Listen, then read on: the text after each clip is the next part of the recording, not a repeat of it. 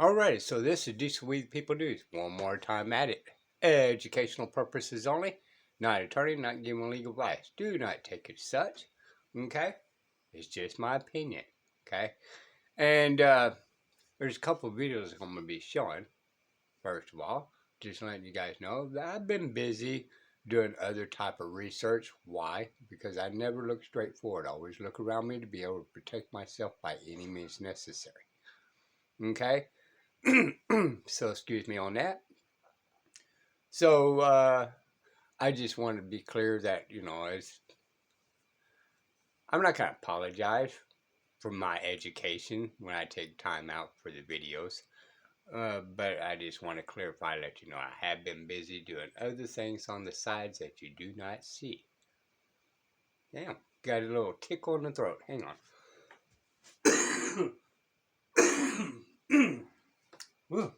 Hopefully that goes away. It still goes in there and tickles. So excuse me if my voice changed. Alright. So, I thought this was interesting. And listen to it very closely. What does administrative law mean?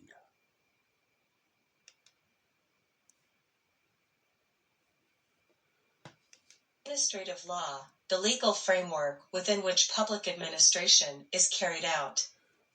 It derives from the need to create and develop a system of public administration under law, a concept that may be compared with the much older notion of justice under law. Since administration involves the exercise of power by the executive arm of government, administrative law is of constitutional and political, as well as juridical, importance. Alright, so let's pause there for a second. Alright, it's from the executive branch. Okay, let's go with the president. The president has zero authority with the people whatsoever. Okay? Now, it can dictate its employees, not the people. And the administrative agencies below him may be able to dictate the people that have businesses, right? Because they signed a business license, which put them with a nexus. And now they had to follow, since they become creature of the state or creature of the federal government, in that process. So yes, under that category, that could be done. However, administrative right there is reached into our back pockets and violating our constitutional rights. Okay? Shall not be infringed, that's the Second Amendment. Okay? So it cannot be abridged. But what they do is use administrative branch to dictate a gun store and saying that you have to get a gun permit or they cannot sell a gun. Well, the administrative is not allowed to tell that corporation to violate their rights. As for the store and as for the government, because that would be infringement, y'all. Infringement. So that would be on its face unconstitutional. Okay? And we're going to hear constitutional here in a minute. But the executive branch of any agency has no say with you unless you sign into some form of contract agreement. Mostly what they use is quasi-contract, but that's not even a legal or lawful contract. That's a dictatorship contract, one-sided. There is no universally accepted definition of administrative law.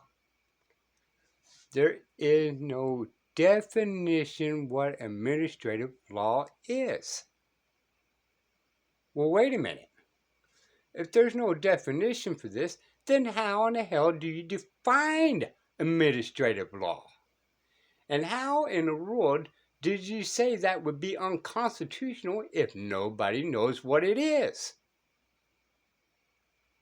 So we got to sit and think about these keywords and these elements, and every time we go to court, we're in administrative law, and what do they tell you? Well, you don't have a constitution in this court. Well, that's because you're under administrative, which administrative has not been defined.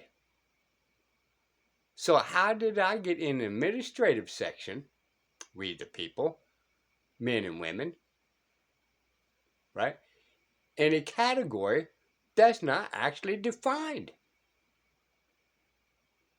Riddle me that, people. But rationally, it may be held to cover the But rationally? But rationally? Right? Well, the president could wake up one day and say, well, I rationally decide that the Constitution is null and void and we're throwing it all in the trash, which they do, but you get the meaning? They're making their own things up to infringe on your rights of all nature, right? Your natural rights, they're infringing on, putting you in administrative. You got your Constitution standing, right? They infringed on that and put you in administrative. And then they put you in statute, codes, rules, and regulations, which is administrative.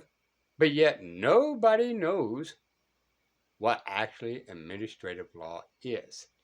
And somehow or another, this administrative law is constitutional and it's above the Constitution because they use it more and deny you the Constitution.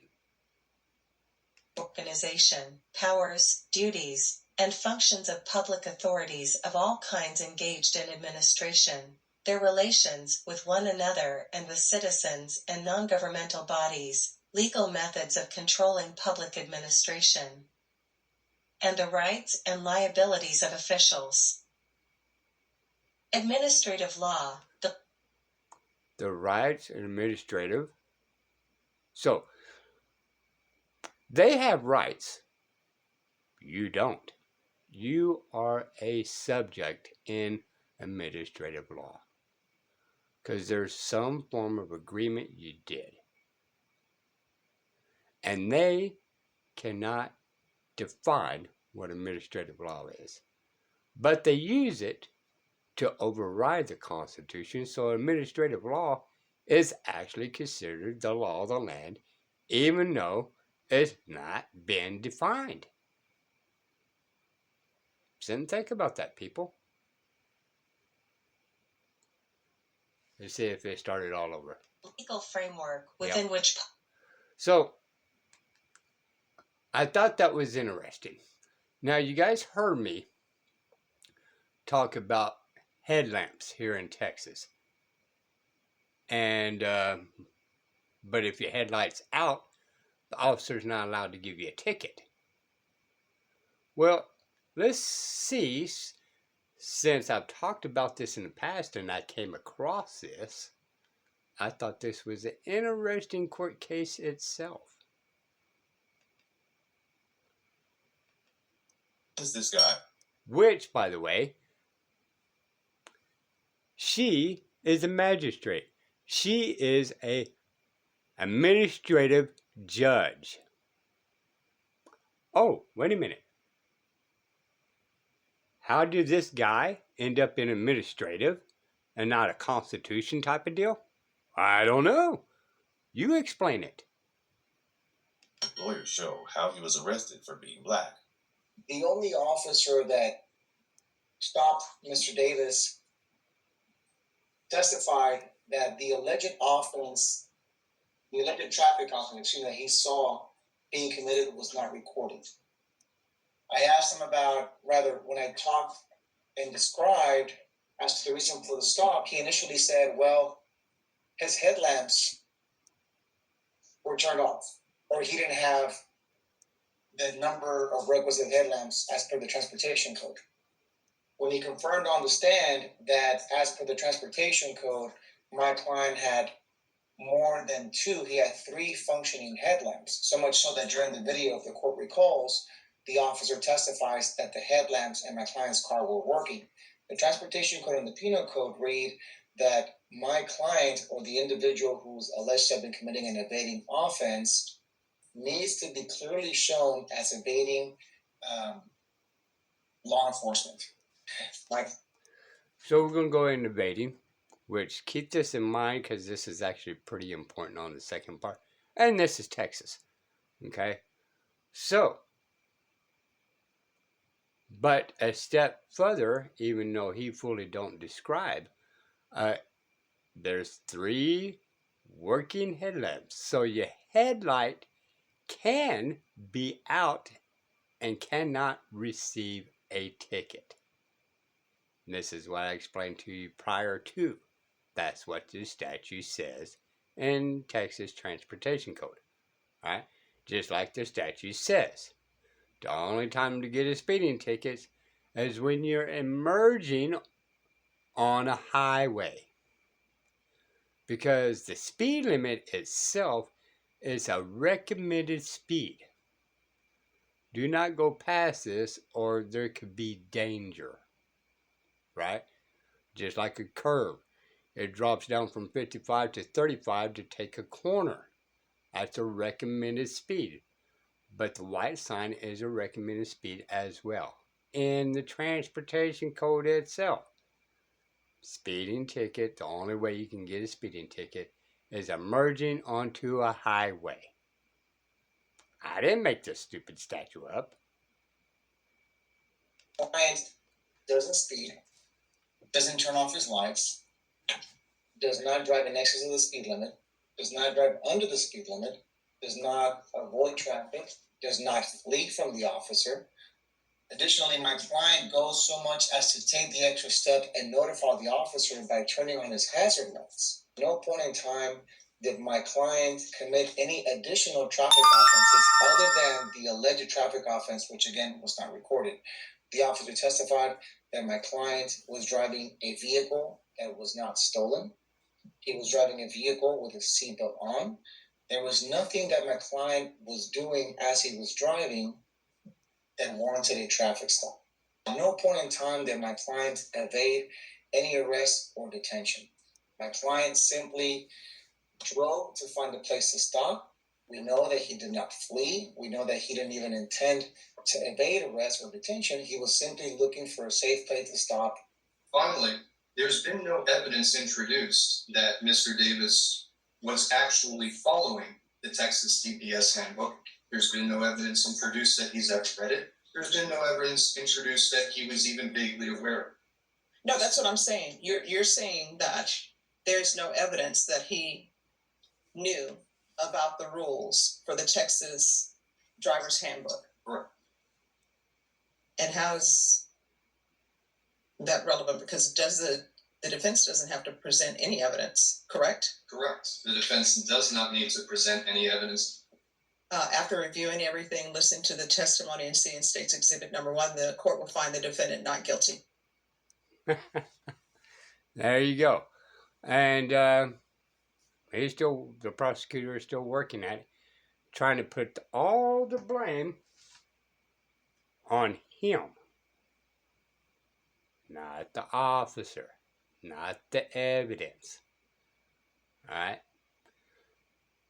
Anyway, I thought both these deals was an interesting deal.